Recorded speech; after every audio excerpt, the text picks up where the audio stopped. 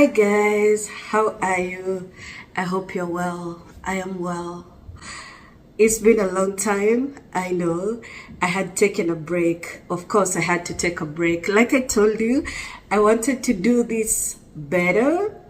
And to do that, I had to go to school, finish what I started in my country, learn the American way of doing things, and then allow myself to forget all of that and come back and be a home cook.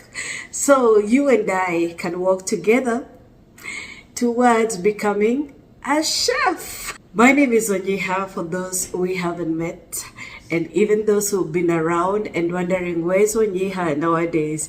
I am here, and lots of changes have been happening, including a new kitchen, a new city, a new state. It has been a lot of changes, okay? And one of the biggest things that happened in this season is wondering how my sons will get through cooking for themselves. They are grown, yes. They've grown up with me. They've learned how to cook. But there's some things I just know we've never done together, you know?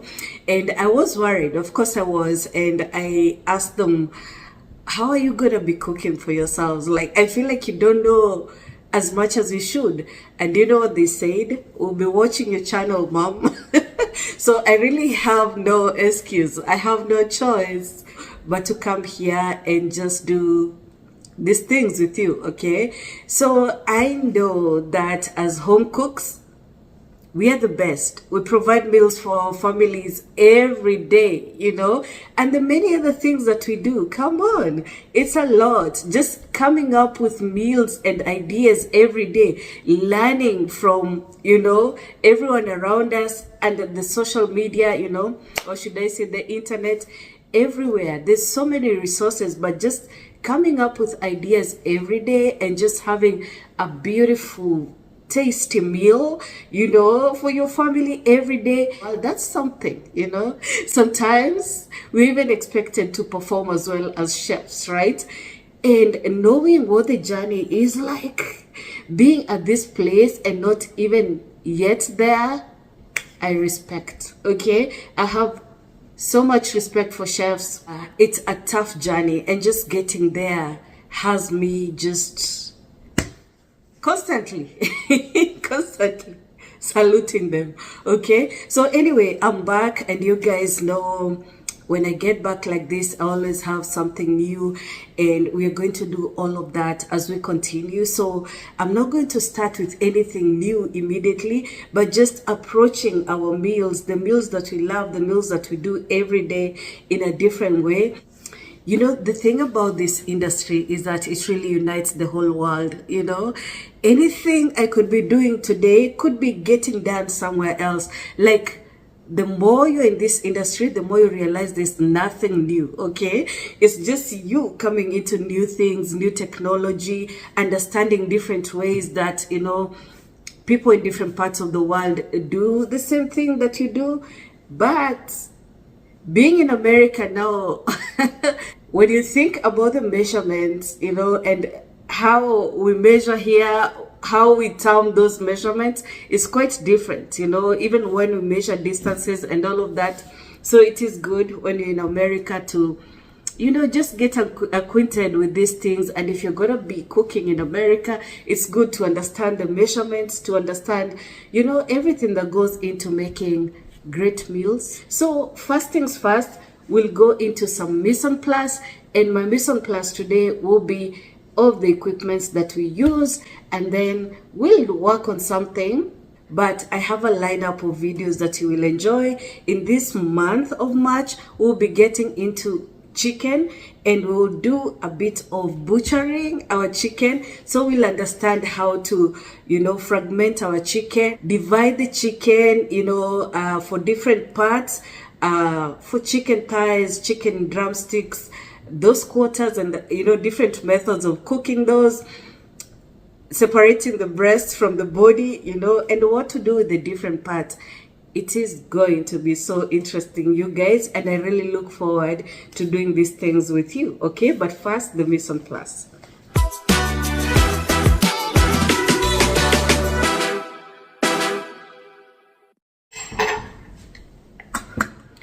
So like I've mentioned, we're going to go into a lot of things, including flavoring our food, pairing our food, just a lot of things. Okay, so I want you to get your juices running, because this is going to be very educative and also very interesting. Start with a very important equipment, and that is the measuring cups and jugs. Okay, so whenever you see this set of cups, it comes mostly in fours.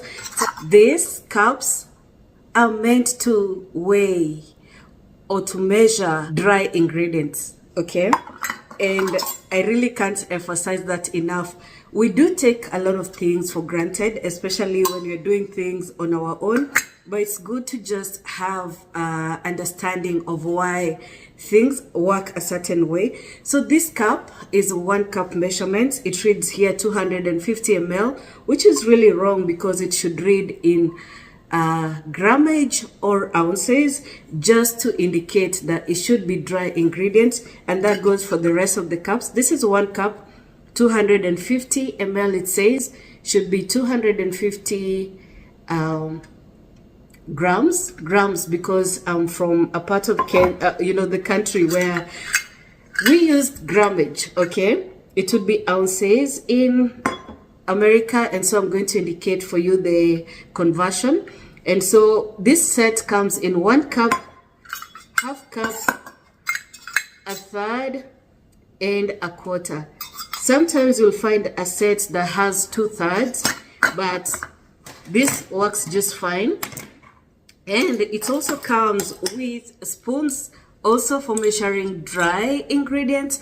This could be flour, sugar, all those things that are dry. And the same for this, whether you're measuring sugar and all of that, just measuring dry ingredients. And most often you see a tablespoon, which is 15 ml. A lot of times when we were practicing, growing up, we would use eating spoons and we would level them out when you're weighing, say, butter. And as long as we measured the same, in ingredients, whether you're doubling or not, it would give us a relatively good product. Yeah, but as you go on and learn, you understand time is of the essence. You can't keep repeating, so you can't use a spoon to measure, especially when you're making like a big cake. So these are for dry ingredients. Very important to remember that. Okay, and why is that? Because these are very tricky when you're carrying or just measuring liquids. Sometimes you pour, sometimes you put less, because you have to take it to your bowl or something. These are best for measuring dry ingredients, because obviously they won't pour. These are best for measuring liquids, and they start from small Pyrex dishes, just like this, and this can measure ounces and tablespoons, teaspoons. They have all those measurements, but you understand how you can put several tablespoons here and it won't spill over because of the design. Yeah, so different from this. So you can measure the same amount, but in this dish it won't pour, because some of the recipes you'll do will need to be exact. So it's very important. Also, this is like 1 cup jug. You see where the 1 cup line is, so it leaves all this room for you to be able to move around with your liquid. But that is not the only reason. It's because these are very exact for fluids. And you'll see in America, a recipe can read like fluid ounces. So you have to measure that with this. And I have to tell you, this was a problem when I was learning, because my chef would even send someone else to remind me, tell her to stop using the dry ingredients cup and use the jug. Oh, I always forgot, because of habit. That's the problem when, we come to school, or we go to school after practicing so long by ourselves. Yeah, but there's also a different answer I'm going to give you, so it is going to help.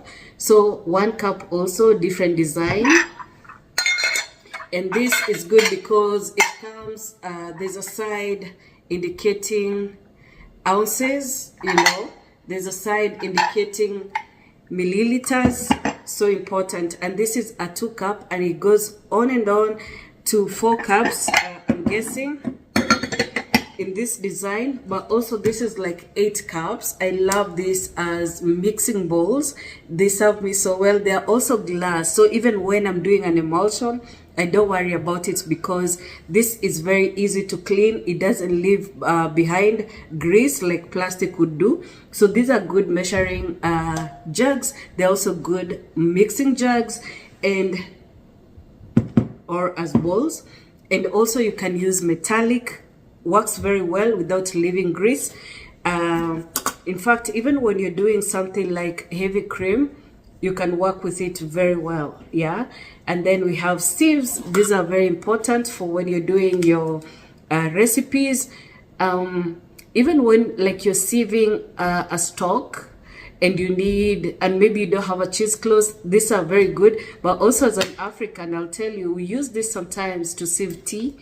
Just very important. And of course we need this a lot even when we have stand mixers. These are very good for emulsifying. You use them also when you're making sauces, especially pan sauces, just for emulsifying your liquids, so that your liquids and solids, or fat and vinegars or stocks, such kind of things, so that you thicken nicely. Also very good for when you're whipping something.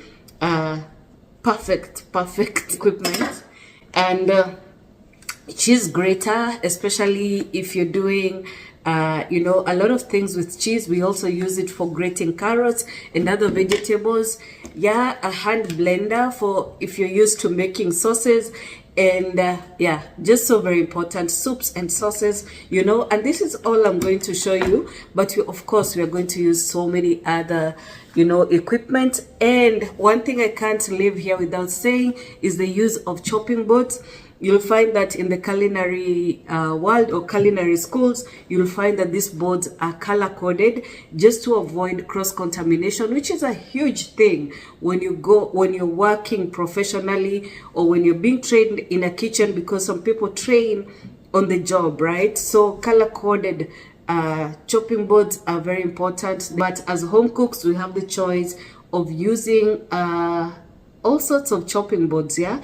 And I know professional chefs, even after using the color coded boards in the professional kitchen, they will often prefer to use their boards because they're very good. It's just better quality, especially they had wood, and they know how to maintain them, how to clean them, so that there's no bacterial growth or such things. Okay, so this is me announcing that I am back, and we're going to do very interesting things. And this month, like I said, is going to be all about chicken. We're going to do different things. We have amazing recipes in the lineup, so welcome. I'll see you on the next one. Bye bye.